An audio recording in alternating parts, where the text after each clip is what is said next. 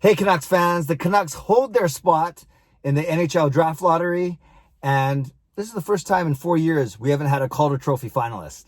I'm Clay Emo. I'm at Canuck Clay on Twitter. I'm at Clayton Emo on Instagram. I'm the founder of the GLCPC, the Good Looking Canucks Positivity Club.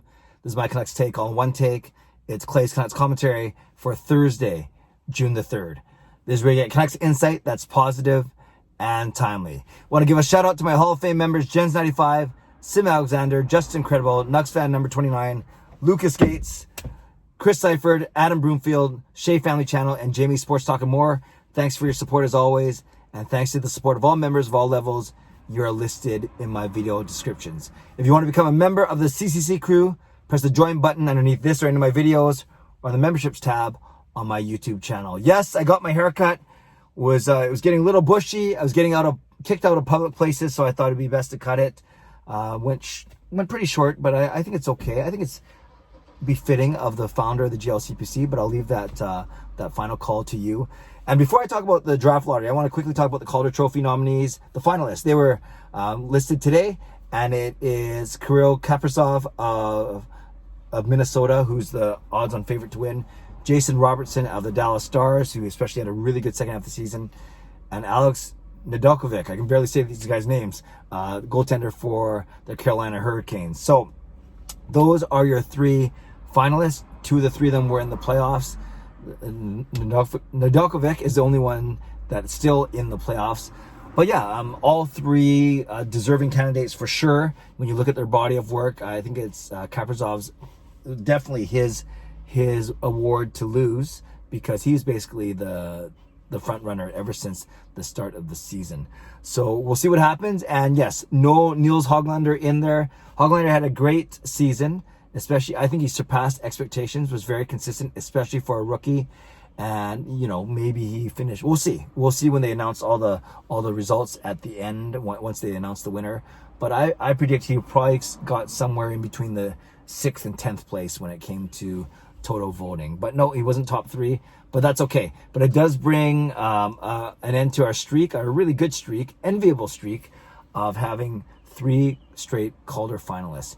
In 2018, it was Brock Besser, and he, no, it wasn't 2018, 19, 20, 21. Yeah, in 2018, it was Brock Besser, and he came, he ran up to Matthew Barzal.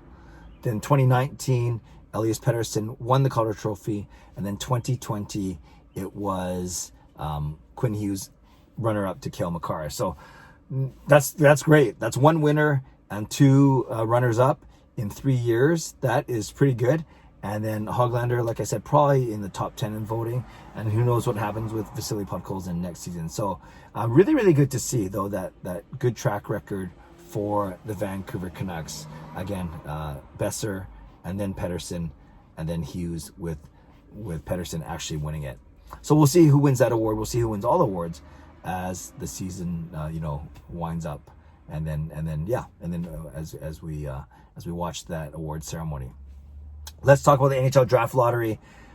This one had basically no drama. There's only one spot. Seattle went from 3 to 2. Anaheim dropped from 2 to 3.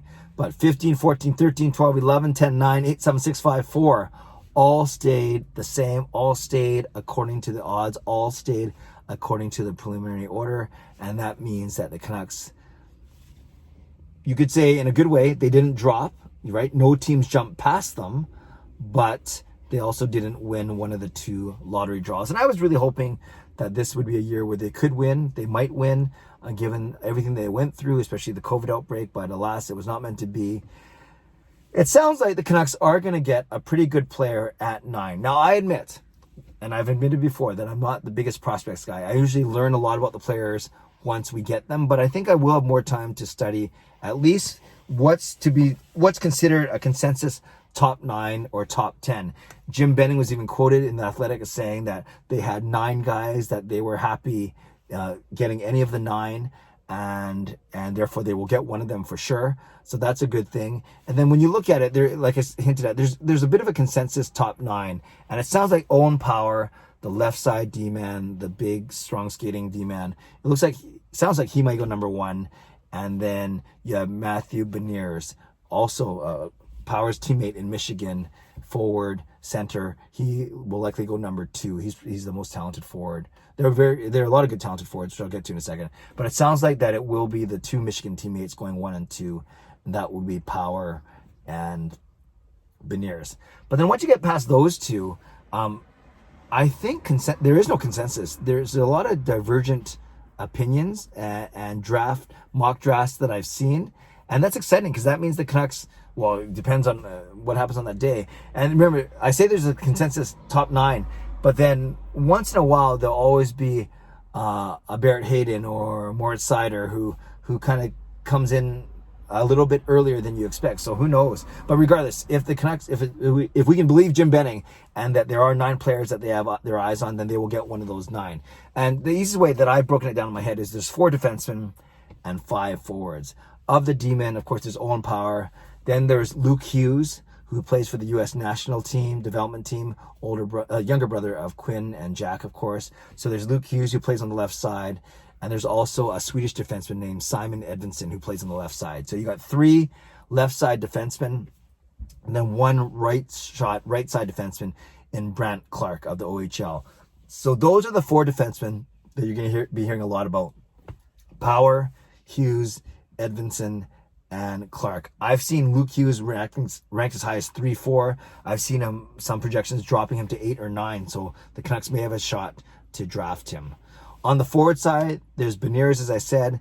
And then there's a few. There's a forward in Sweden named William Eklund, who's people are high on him. Then there's a player playing in Edmonton in WHL named Dylan Genther. And unfortunately, he didn't get to play a lot of games, but there's a lot of people that are high on him.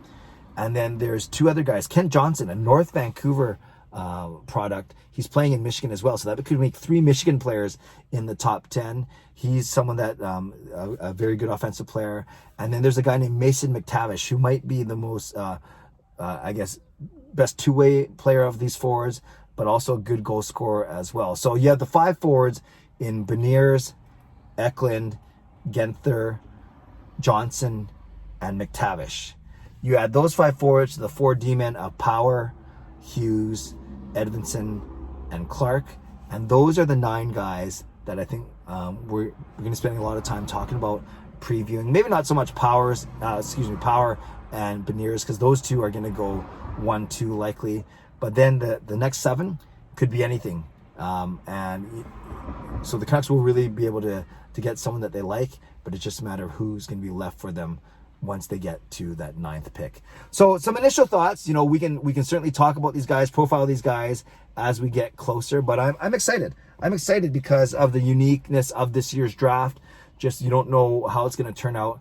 And I do think the Canucks will get a good player at number 9, no matter who it's going to be. So Canucks fans, leave a comment below. A couple things. Tell me about Calder Trophy. Tell me about who you think is going to win. Do you agree with me that it will be Kaprizov, or do you think Robertson or Nedeljkovic might have a chance of upsetting him? So that's number 1. And maybe while you're talking about that, you can talk about how well the Canucks have done in the Calder Trophy award voting in the past few years. And then number 2, do you have a player that you want them to take at number 9?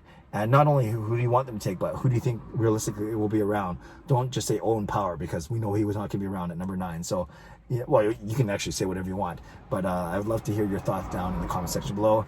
And don't forget, I'll be doing my live stream tonight at 10 p.m. where we can talk about some of these players, talk about the Calder Trophy, some other awards, and whatever else you want to talk about. So make sure you join me tonight at 10 p.m. for CCC Live on my YouTube channel.